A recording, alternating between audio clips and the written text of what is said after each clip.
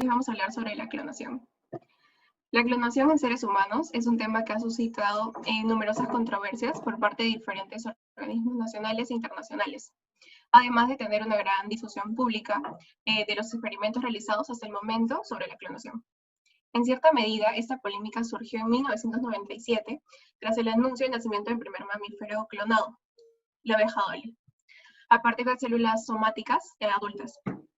Por tanto, ante la posibilidad de desarrollar este tipo de procedimientos en la especie humana y las posibles consecuencias que podría acarrear la aplicación de estas prácticas en humanos, es conveniente establecer una serie de matizaciones al respecto desde el punto de vista científico, ético y legal. La clonación, desde el punto de vista científico, es un proceso natural que se realiza en algunos vegetales, en donde se produce la reproducción asexual vegetativa mediante esquejes. En especies animales, la clonación no es un fenómeno tan habitual como en las plantas, aunque sí es posible. En este sentido, la clonación en animales se puede observar de forma natural en determinados animales invertebrados como la estrella de mar, las planarias y anélidos. Por su parte, en la clonación hay que resaltar la definición del concepto de clon, que se hace en biología, y se entiende como un grupo de organismos de idéntica constitución genética que proceden de un único individuo mediante multiplicación asexual, siendo a su vez iguales a él. También es importante resaltar que la clonación no implica necesariamente la replicación de un individuo, ya sea completo, porque también se tiene que la opinión pública tiende a tener una percepción confusa en torno a este término. Para el American Heart Expert Council, o por sus siglas AHS, la clonación la define como la propagación asexual sin producirse la alteración del genoma existente en el núcleo celular. No obstante, la AHS diferencia entre los procedimientos realizados para clonar un ser humano por completo y la copia de ADN en células de un ser humano. Entonces decimos que la clonación es un proceso equivalente a la fabricación artificial de gemelos homocigotos. Ahora, ¿qué es clonar? Bueno, según con su aspecto reproductivo, clonar es aislar y multiplicar un segmento del genoma. Sin embargo, en un contexto más amplio, significa obtener uno o varios individuos a partir de una célula somática o de un núcleo de otro individuo, de modo de que las especies clonadas son idénticas o casi idénticas al original. Bueno, con la clonación se logra conseguir de que el individuo posea los mismos genes del padre o también puede ser de la madre. Se puede obtener entonces el mismo hombre o mujer con esta técnica. La reproducción sexual es sustituida por la artificial. Sin embargo, los genes los aporta un único individuo cuyo descendiente tendrán los mismos genes, aunque este esté demostrado científicamente que es posible que sus rasgos puedan llegar a variar. Entonces, la clonación puede definirse como el proceso por el que se consiguen copias idénticas de un organismo ya desarrollado de forma asexual. Hay dos características que son importantes. Una que se parte de un animal ya desarrollado. ¿Por qué? Porque la clonación responde a un interés por obtener copias de un determinado animal que nos interesa. Y solo cuando es adulto conocemos sus características. Por otro lado, se trata de hacerlo de forma asexual. La reproducción sexual no nos permite obtener copias idénticas, ya que este tipo de reproducción por su misma naturaleza, genera diversidad. La posibilidad de clonar se planteó con el descubrimiento del DNA y el conocimiento de cómo se transmite y se expresa la información genética en los seres vivos. Para entender mejor esto, hace falta recordar brevemente cómo está hecho un ser vivo. Un determinado animal está compuesto por millones de células, que vienen a ser como los ladrillos que forman el edificio que vendría a ser el ser vivo. Estas células tienen aspectos y funciones muy diferentes. Sin embargo, todas ellas tienen algo en común, que en sus núcleos presentan unas largas cadenas que contienen la información precisa de cómo es y cómo se organiza el organismo, que vendría a ser el ADN. Por otro lado, también cada célula tiene toda la información sobre cómo es y cómo se desarrolla todo el organismo del que forma parte. Esto es así que por una razón muy sencilla, todas las células de un individuo derivan de una célula inicial. El embrión unicelular o también llamado cigoto. Esta célula peculiar, que es como ya una nueva vida, se obtiene de forma natural por la fusión de células reproductoras, óvulo y espermatozoide. Cada una de las células aporta la mitad del material genético, la mitad de los planos. Y en el cigoto ya tenemos ya la información de cómo va a ser el nuevo organismo, su sexo, sus características físicas, todos los planos completos. Y a partir de ese momento, esa información se irá convirtiendo rápidamente en dos procesos. Una que es la división celular y otra que es la especialización de las células. El cigoto empieza dividiéndose en células, que a su vez vuelven a dividirse. Así el embrión va creciendo. Primero consta de una sola célula que se divide en 2, y luego en 4, y luego en 8, y luego en 16, etc. En cada división se hace una copia del ADN presente al inicio, para que las células tengan la información de cómo es todo el individuo. Millones de divisiones después tendremos un organismo desarrollado, compuesto de millones de células que tienen todas ellas, toda la información, la misma contenida en el cigoto. Por otro lado, también tenemos que conforme aumenta el número de células, estas se van especializándose y adquiriendo diferentes funciones. En las primeras etapas de la vida del embrión, las células que lo constituyen no tienen todavía unas características concretas. Están poco especializadas, pero por eso mismo tienen mucha potencialidad. Estas son capaces de transformarse en cualquier tipo celular o incluso en las primeras etapas de dar lugar a un nuevo organismo. Ahora, en el organismo adulto, las células ya tienen funciones bien definidas y pierden potencialidad. Esta especialización, o también llamada diferenciación celular, viene determinada por el uso del ADN. Cada célula utiliza solo la parte del ADN que corresponde a su función. Y de modo que aunque cada célula tenga toda la información, no la utiliza toda, sino que solo la parte que le corresponde. Por otro lado, también tenemos que una precisión sobre las células reproductoras, óvulos y espermatozoides son una excepción a lo dicho hasta ahora. ¿Por qué? Porque su material genético, su ADN, no es igual al del resto de las células del organismo. Tienen la mitad de moléculas de ADN. ¿Para qué? Para que al fusionarse con las aportadas por la otra célula reproductora, estas den lugar a una dotación genética completa. Y además que cada célula reproductora de un mismo organismo recibe una mitad diferente del ADN característico de ese individuo. Ese es el origen de la diversidad en la reproducción sexual y la razón por la cual cualquier embrión producido por fecundación es una incógnita. Hasta que crezca no se puede llegar a conocer sus características. También teniendo en cuenta todo esto, cualquier célula del organismo adulto, las células somáticas, las no reproductoras, puede servir teóricamente para obtener un nuevo ser vivo de las mismas características, ya que tiene su ADN la información de cómo es y cómo se desarrolla ese determinado organismo. Se trataría de tomar una célula cualquiera, exceptuando las células reproductoras que tienen una dotación incompleta, y conseguir que esa información logre expresarse, se ponga en funcionamiento y nos produzca otro ser. Clonar consistiría, por tanto, en reprogramar una célula somática para que pueda empezar el programa embrionario. Una vez comenzando su desarrollo, se implantaría en un útero, ya que de momento no es posible que los embriones lleguen a término fuera de un útero. Además, se dispone de una tecnología adecuada, tanto para conseguir que las células vivan y crezcan fuera del cuerpo, mediante las llamadas las técnicas de cultivo celular, como para implantar con éxito embriones generados in vitro, por las técnicas de manipulación de embriones. Bueno, ahora vamos a hablar de las dificultades que presenta. Pronto se comprobó que no es en lo absoluto fácil conseguir un nuevo ser a partir de una célula cualquiera del organismo adulto. Como sabemos, la clonación, por el contrario, presentaba dificultades aparentemente insuperables. Las células de distintos tipos que constituyen el ser vivo pueden vivir y crecer en un cultivo, pero es muy difícil que den lugar a un nuevo individuo. Como sabemos, se limitan al dividirse y producir más células especializadas como ellas, aunque tienen la información de cómo hacer el ser vivo, pero la especialización ha hecho que pierdan memoria. Solo recuerdan la parte de información que usan habitualmente y no pueden reprogramarse y empezar de cero a producir un nuevo ser. O al menos esto se pensaba hasta que se publicó la existencia de Dolly.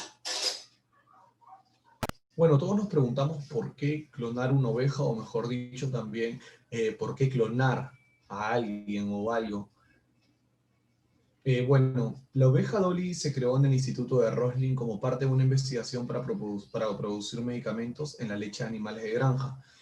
Los investigadores han conseguido transferir genes humanos que producen proteínas útiles en ovejas y vacas, de forma que puedan producir, por ejemplo, el agente anticoagulante 9 para tratar la hemofilia, o la alfa-1 antitripsina, también para tratar la fibrosis quística y otras enfermedades pulmonares. Bueno, en resumen, podríamos decir de que la clonación de esta oveja fue para producir nuevos, ¿cómo se llama?, medicamentos y muchas otras cosas más, ¿no?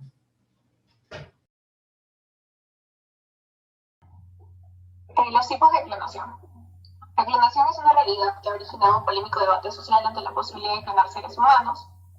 Y estas técnicas aún están en desarrollo y sus posibilidades abren un nuevo camino hacia la curación de enfermedades como la enfermedad del Alzheimer, la del Parkinson y la diabetes insulinodependiente. Los importantes avances en el mundo de la biotecnología, la biología molecular, la genética, la bioquímica y la fecundación artificial han hecho posible el desarrollo de las técnicas en la clonación. Tenemos la clonación reproductiva, que se basa en la creación de una copia genética idéntica a una copia actual o anterior de un ser humano o animal. Aplicar a los seres humanos esta técnica se han llevado a cabo en Edimburgo con la oveja Dolly. Tiene una utilidad para poblar especies en peligro de extinción o poder crear fácilmente cierta clase de animales. También es muy útil para la producción de organismos que posean características específicas, tales como animales producidos mediante el uso de drogas o animales genéticamente únicos. El proceso empieza tomando una célula somática del individuo, al cual se le extrae el núcleo. Luego se toma un óvulo no fertilizado de un individuo, se le extrae y se descarta el núcleo, ya que contiene solo la mitad del material genético que tienen las células somáticas.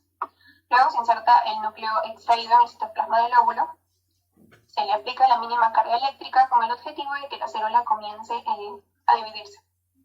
Luego esto se coloca en un tubo de ensayo y donde va a continuar la multiplicación de las células. Cuando el embrión llega a poseer el estado de mórula, que es entre las 8 semanas y 16 células, el individuo nacido es genéticamente idéntico al organismo que donó el núcleo.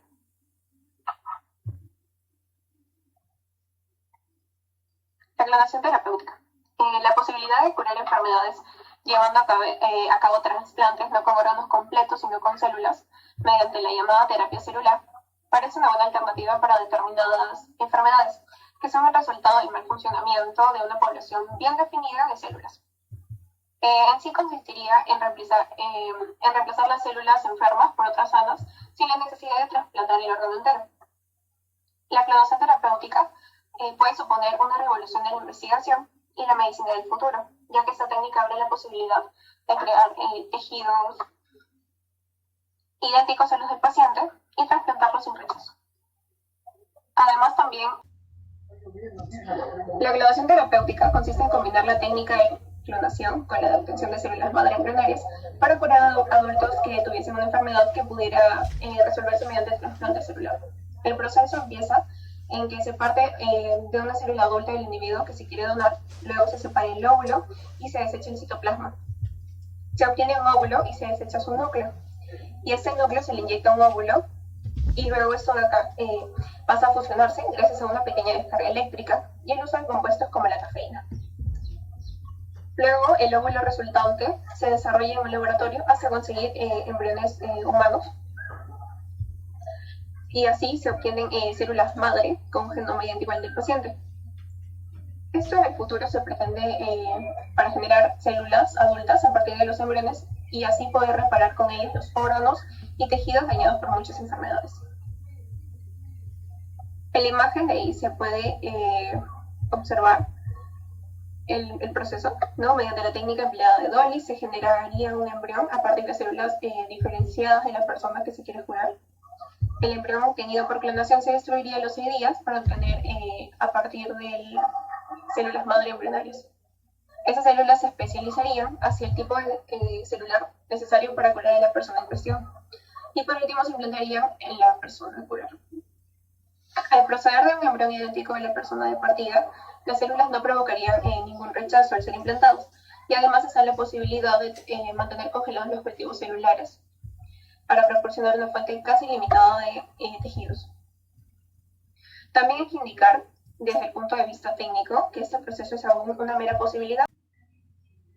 Bueno, aquí en la imagen de células madre embrionarias humanas, la posibilidad de obtener células madre embrionarias.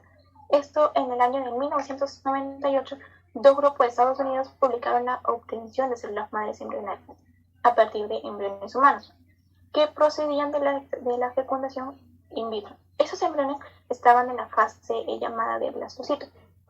Los blastocitos son embriones de 5 a 6 días y que tienen un aspecto esférico, con una cavidad interna. Se diferencian en ellos lo que es propiamente el embrión, un grupo de células llamadas masa celular interna, y de las células que darán el lugar a la placenta, que es llamada tropoblasto. Los logros de estos grupos fueron más bien de tipo técnico. Tomaron masas celulares internas de varios blastocitos, destruyeron los en el proceso y las pusieron en cultivo. Y así consiguieron, por un lado, que esas células llamadas células madres embrionarias viviesen y se dividieran activamente en cultivo. Y por otro, lograron una especialización dirigida de esas células, tratándolas con diferentes factores. Consiguieron que estas dieran lugar a células de tipo piel, ectodermo, de tipo digestivo, endodermo, o tipo músculo, que es el mesodermo. Y las implicaciones éticas de este procedimiento, ¿no? En este caso no hay manipulación al nuevo ser humano, como sucede en la clonación con fines reproductivos, por la sencilla razón de que este embrión nunca llegará a término porque será destruido. ¿Para qué? Para poder ser fuente de tejidos.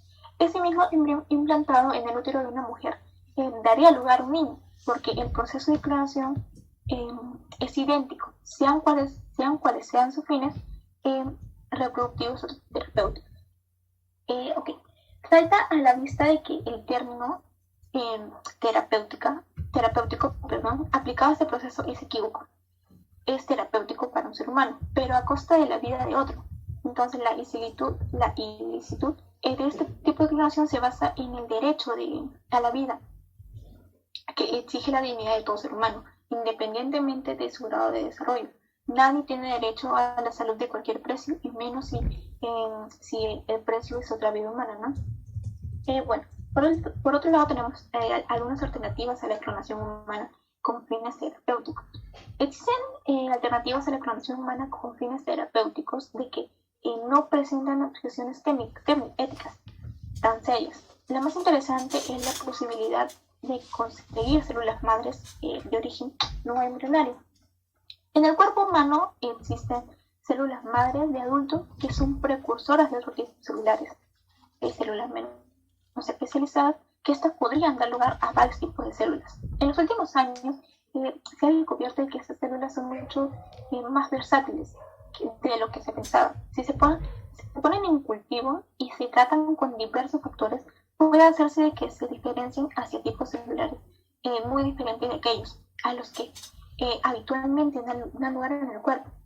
Las células madres se encuentran en el adulto, en la médula ósea, en el sistema nervioso y en otros órganos diversos. Para utilizar esas células para autotransplantes no presentaría ningún inconveniente ético, ya que no habría nueva vida implicada.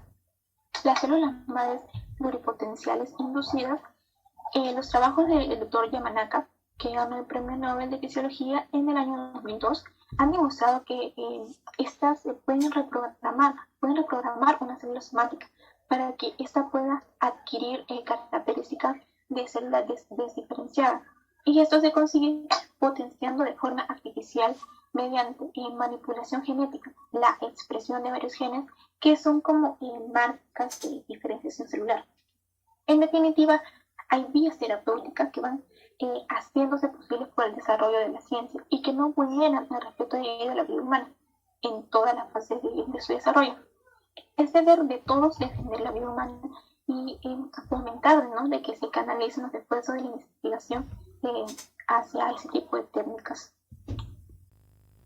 Ventajas y desventajas, ¿no?